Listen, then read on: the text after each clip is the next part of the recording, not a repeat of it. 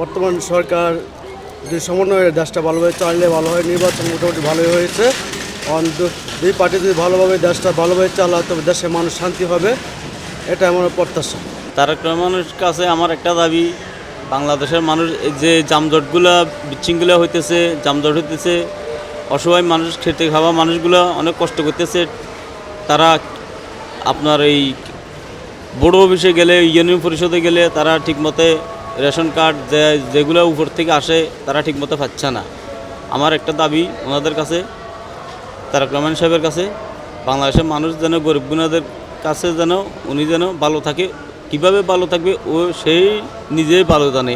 মানুষকে, গরিব দুঃখী মানুষকে ইনশাল্লাহ আশা করি আমি যতটুকু জানি উনি একজন স্বচ্ছ লোক, ভালো লোক, মানুষের উন্নয়ন দিকে ইনশাল্লাহ এগিয়ে যাবে।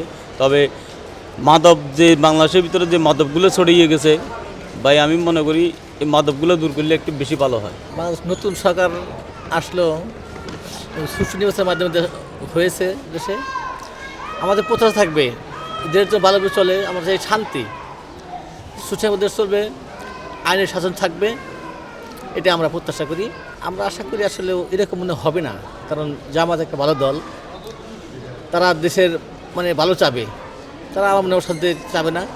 বিএনপিও তারা আগের চেয়ে অনেক এখন, কারণ রাজনীতি বেশি শিখছে বা শিক্ষা পাইছে, এখন তারা বুঝতে পারে যে আমরা যদি আইনের ব্যবস্থা অফিসার করি বা অন্য অত্যাচার করি তাহলে আমাদেরও পতন হবে, আর হবে না, জনগণ সহ্য করবে না।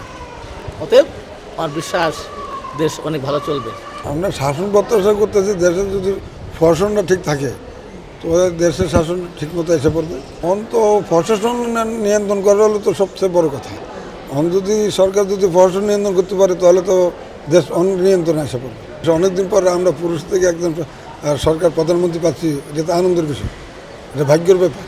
আমি চাই দেশের শাসন ব্যবস্থা ভালো হোক, আইন শৃঙ্খলার উন্নতি হোক, এটাই আমার কাম্য। কিন্তু আমাদের দেশের যে প্রধানমন্ত্রিত্ব আগে থেকে নিয়ে আসছিল সে ধরনের কোনো বাস্তবায়ন হয়নি। যত জনগণের যে প্রমিস করেছে তা আগে কোনো বাস্তবায়ন হয়নি বিগত সরকার।